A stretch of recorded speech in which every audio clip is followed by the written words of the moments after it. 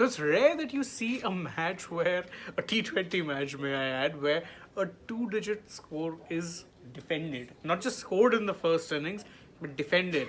And that's exactly what we just saw in the second T20I between India and Bangladesh. India had scored 95 for 8 in 20 overs. Exactly. And we all thought, oh, maybe India squandered a golden chance to win a series. But guess what?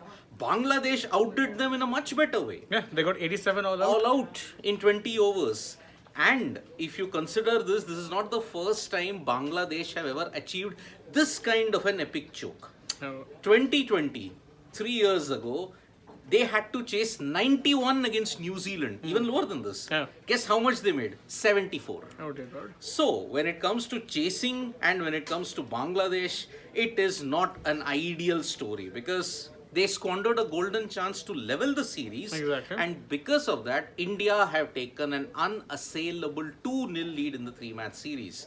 And Bangladesh have only themselves to win. Consider this. Absolutely. 21 needed of 18 balls with 6 wickets still in hand. Exactly. What happens after that?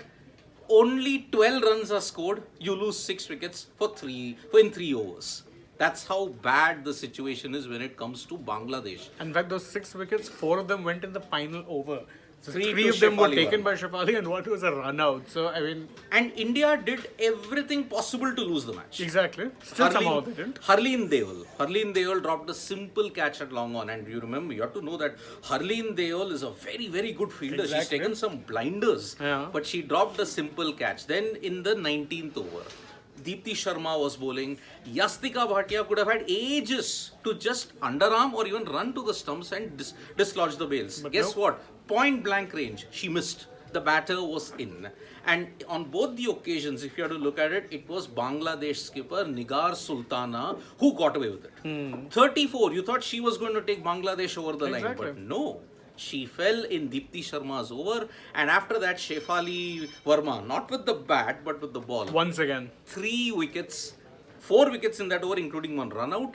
Bangladesh suffered the epic of chokes to lose by 8 runs. That's kind of in many ways, although different circumstances bring to mind even 2016. Of course, 2016, I mean, if you want to redefine the word choking in cricket, you cannot get any closer than that. 2016, how do you lose when you need 2 runs needed of 3 balls with 3 wickets remaining?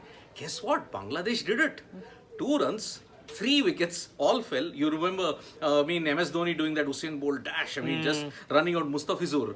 And India's campaign was still alive then. Exactly. At Bangladesh won, India's campaign was done. over in the World T20 of 2016. So, Bangladesh can outdo themselves in more ways than one when it comes to chasing. As I had mentioned, against the White Ferns, 91. They had to chase 91. They folded up for 74. In fact, for that matter, even if you're going back in time a little bit, even the Nidahas Trophy. Oh, but yeah, Nidahas that needed some... 5 runs off 1 ball. The DK was in a zone altogether. 5 runs of 1 ball, you'd back the bowler, say no problem, bowl it slightly full, get a 1-2, deep. But exactly, but guess who was bowling? It was Soumya Sarkar, who had no experience of bowling in the depth. final overs. So unfortunately, Bangladesh had to give it him, but DK had already taken full toll of Rubel Hussain in the previous over, 22 runs. 22. That's why it was done. But focusing on this match, the highest strike rate in this entire match, only one individual achieved, that was 135. Yeah. And it was Shefali Verma. 19 or 14, that is it. Yeah.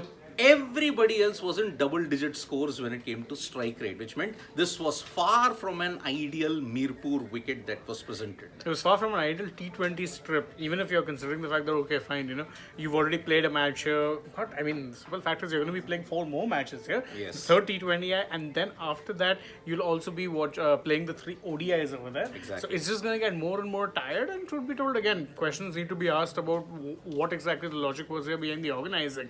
That you're going to play 6 games in one venue, which is never exactly known for producing, let's say, batter paradises. Batter paradises. So, and look at it, 40 overs, you scored a combined of 182 runs and you lost a total of 18 wickets. Exactly. So every 10 runs on an average, you're losing a wicket.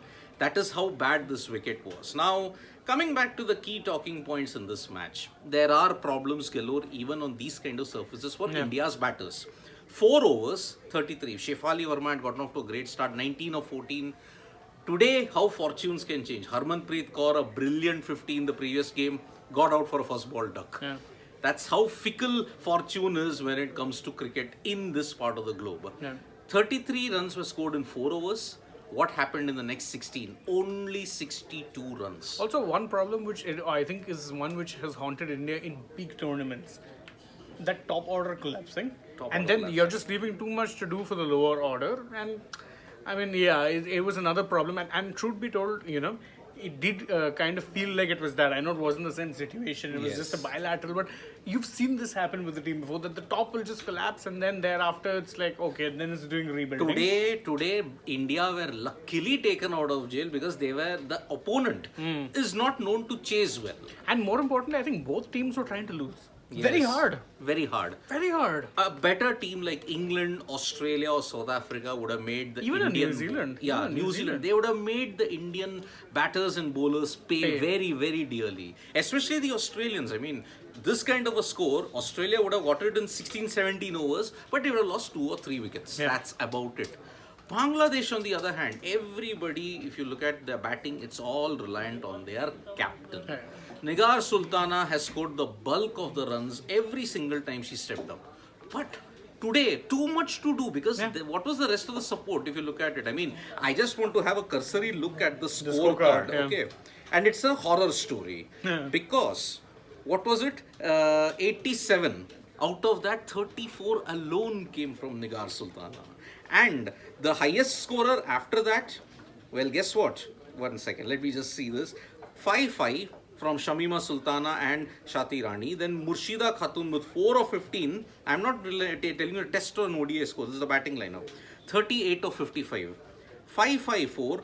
4-7-6-0-0-0-0. How many did extras get? Extras were the next highest scorer with 18. There we go. 38 and 18 from Nigar Sultana and 18 from extras. 56. The rest of the batting contributed just 31 runs. That is the situation. And if you look at India, boy, they also had a pretty horror story. I mean, 19 from Shefali Verma, 13 from Smriti Mandhana. They were the only two, by the way, to get 2 double digits. And no. Strike rate of 100. Oh. 135 from Shefali, 100 from Smriti. 8 of 21 from Jemima. 0 of 1 Harmanpreet. Yastika Bhatia with 11. Harleen Deol with 6 of 21. 28.5 and 26. 10, Deepti Sharma, Amanjot Kaur 14, Pooja Vastrakar 7, Minu Mani 5. And remember, Minu Mani scored a crucial boundary and so did Pooja Vastrakar towards the fag end. Yeah. So those 8 runs actually kind of made the difference. Otherwise, you are going to go for less than 90. Yeah. That's how bad the situation was. You can blame it on the pitch. Slower you bowled, the better purchase you got on an even sluggish wicket. So, this is the situation that we have. Yeah, the good news is that, of course, India won the series. Yes, they've taken an unassailable 2-0 lead in the series against Bangladesh.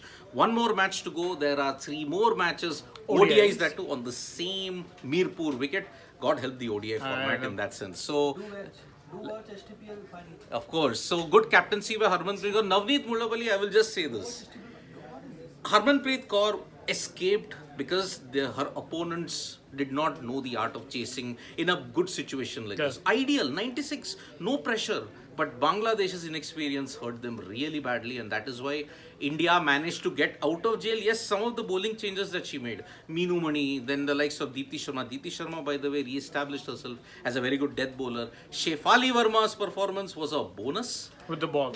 But again, India got out of jail because of the sheer inexperience of the opponents that was and there. yes, E equals MC square. We did in fact check out the extras. 18 extras. 18 extras. What's the point of playing both Harleen and Yastika? They are not T20 players. I think we'll both players are unfortunately they may say they have not set the stage on fire. That's in T20s. Yeah. These sort of wins don't instill confidence. That is what Consignero is like saying. I said, but I know, I understand that. But to be told again, what else do you do? What else else can do you do? I mean, that is the problem. So You that- need to be playing bilaterals. That's your money generating. You need to be, of course, it keeps you going as far as match practice also. So it's a no-win situation, really. if you ask Exactly, me. and the quality of cricket indeed was bad. I mean, Yeah, let's run be- scoring was very, very difficult. Not helped by the fact that Bangladesh's batters just could not generate power. I mean, whenever they were trying to hit it in the air, they found long on and long on. Very It's one thing. simply. Did they need to be doing that? You didn't need to be doing that. You're chasing at less than 5 runs Yep. and over. You could have actually just taken singles and doubles and gotten the occasional boundary. Yep. So it's Didn't happen. unwise cricket on their part as well. But of course, let's see now whether they'll be able to salvage some pride in that last T20. Eh? Last because T20, I'd say yeah. India would be favourites to get a clean sweep done here. Yep, a clean sweep in both the T20Is and ODIs anyway was expected. Bangladesh could have upset the apple cart today by winning But rarely against India, which they did in the Asia Cup, which happened 4 or 5 years back. Yeah. But unfortunately, Not since. it's continuing. The nightmare continues for Bangladesh. Golden chance missed. So let's see what happens in the third T20I and then the ODI series later. So thank you so much, folks, for joining us for this live. We'll be back with more updates on sports today. Tap that bell icon so you know when we go live. And from me and Shane here, it's bye-bye. See you soon.